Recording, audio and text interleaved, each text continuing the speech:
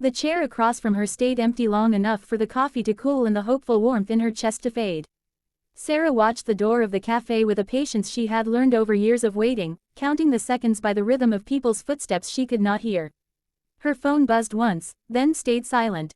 The barista called out names she could only guess by the way lips moved.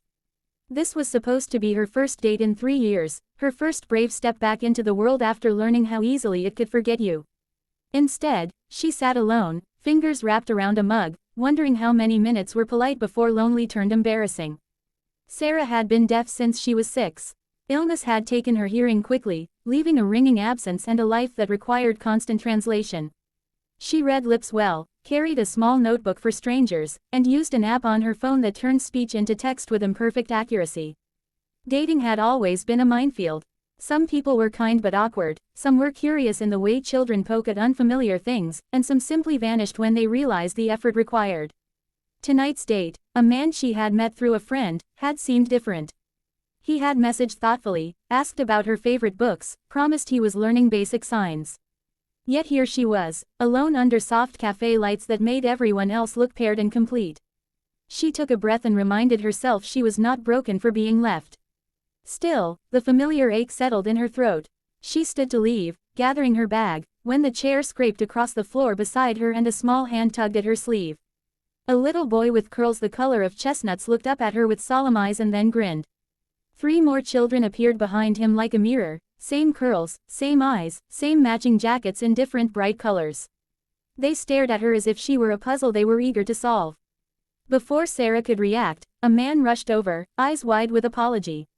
He was tall, a bit rumpled, wearing a jacket that had seen too many mornings of spilled juice and too few nights of rest.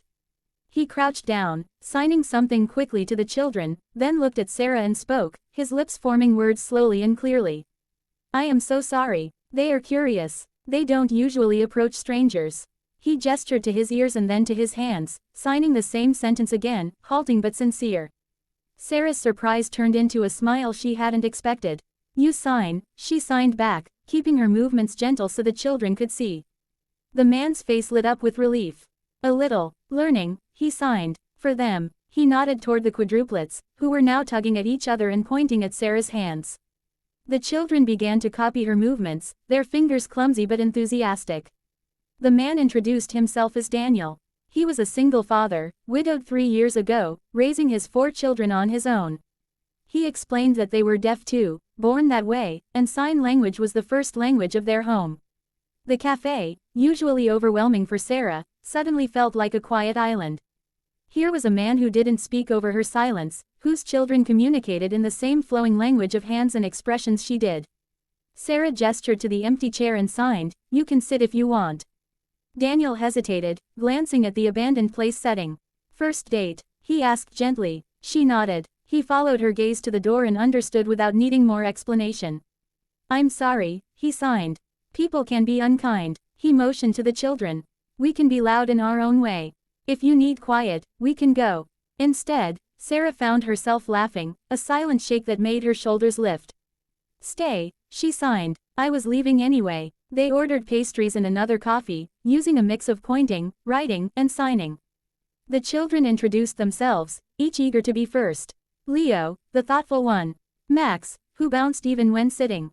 Ava, whose eyes missed nothing. And Nora, who leaned against Sarah's arm as if they had always known each other. They asked her questions in rapid signs. "Do you live nearby? What is your favorite color? Can you teach us a new sign?" As they talked, Daniel shared the challenges of his life. Mornings that began before sunrise. Appointments that overlapped. Nights when all 4 children cried at once and he felt like he was failing everyone. He signed with honesty, not polishing his story. Sarah listened, feeling something inside her soften. She spoke of her own struggles, of the way people often assumed she was fragile or incapable, of the dates that ended when communication felt like work instead of connection. Halfway through their conversation, the barista approached, speaking loudly and smiling as if volume could bridge any gap. Daniel gently held up his hand and signed that they were deaf. The barista flushed, apologized, and wrote an offer of free cookies on a napkin. The children cheered silently. Sarah felt seen, not singled out. When the cafe began to fill, the noise level rising in vibrations she could feel through the floor, Sarah tensed. Crowds made lip reading harder, attention scattered. Daniel noticed immediately. He signed, "Want to go outside?" The kids love the park across the street. They walked together, the children racing ahead to the swings. On a bench beneath a tree, Daniel and Sarah continued talking while keeping one eye on flying jackets and pumping legs. The sun dipped low, painting everything in gold. Daniel confessed his fear of letting anyone close. Losing his wife had carved a hollow he wasn't sure could be filled. He worried that no one would choose a man with 4 children, with a life so full of needs. Sarah admitted her own fear, that she would always be the compromise, the one people settled for out of kindness rather than love. A shout of laughter, felt more than heard, drew their attention as the children piled into a group hug, collapsing in a heap. Daniel smiled at them, exhaustion and pride mingling. "I don't know what I'm doing half the time," he signed. "But I try." Sarah reached out, hesitated, then placed her hand over his. "Trying counts," she signed. "More than people think." As dusk settled, Sarah's phone buzzed again. A message from her absent date appeared, a flimsy apology about getting caught up, asking if she was still there. Sarah looked at the words and then at Daniel and the children, at the warmth of an unexpected connection. She typed a brief reply, wished him well, and put the phone away. When it was time to leave, Daniel offered to walk her home. The children insisted on teaching her a silly sign they had invented, something between a wave and a dance.